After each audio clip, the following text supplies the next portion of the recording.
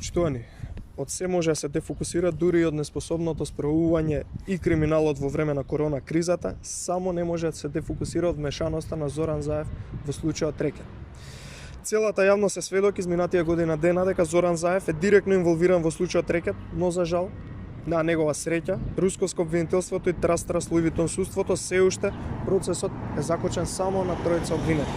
Бараме од МВР и јавното обвинителство веднаш да отворат случај против Зоран Заев за сторено кривично дело, прикривање, помагање во сторување кривично дело и веднаш да се отпочне случај токму во кривичен суд, а како се размотува клопчето понатака во целиот случај Рекет, сомнежот е дека Зоран Заев ќе стигне до првоосомничен и организатор на целата афера Рекет.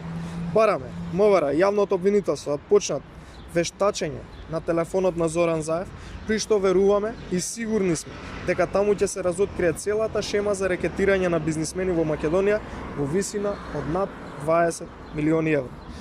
Почитувани, зошто Зоран Заев молчал од 3 април кога го предупредил Бојан Јовановски алиес Боки 13 дека го следат обвинители служби од странска земја и молчал дури до 22 април.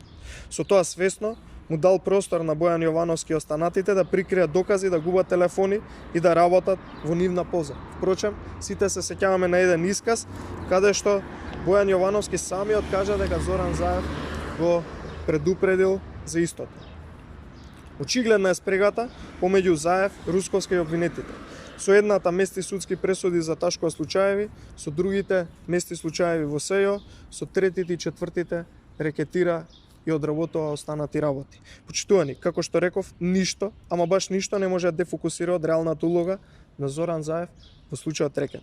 Допрва граѓаните ќе дознаваат за шемите на рекетирање на Зоран Заев и СДСМ, на Ден Дончев заедно со врвот на власта и СДСМ, како и многу други ликови блиски до семејството Заев и СДСМ.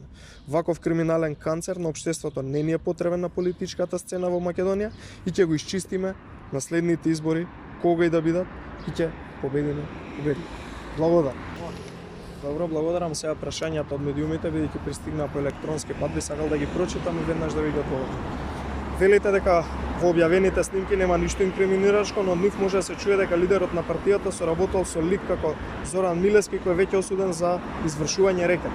Зошто ВМРО ДПМН соработува со инкриминирани личности со цел прибирање на гласови за избори, како што можеше се чуе на снимките. Како што можеше да се види, да се чуе во јавноста од страна на медиумите, тогаш во тој момент кога се случила средбата, Зоран Милевски Кичец, за него не се води судски случаеви, не се води буквално никаков судски случај и тој тогаш не е осуден, но имаше и од страна на претседателот Мицкоски веќе и јавно дадена изјава дека тој се среќава со слободни граѓани, буквално со сите кои што ќе сака да го сретнат. Од она што можам да кажам околу соработките на лидерите со овој лик, морам да потенцирам дека тоа јасно се гледа од изборниот резултат во Охрид и практично сега уште еднаш повторно истиот тој лик. Зоран Милевски си одработува слободата дадена од Зоран Заев, иако веќе претходно осуден на неколку годишна казна.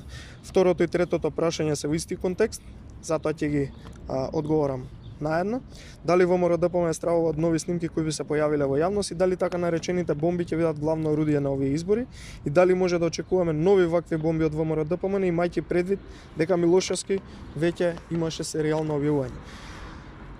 Морам да потенцирам дека ВМРО ДПМН воопшто не стравува од ништо и од никога, најмалку од оваа политика на Социјалдемократскиот сојуз и на Зоран Заев.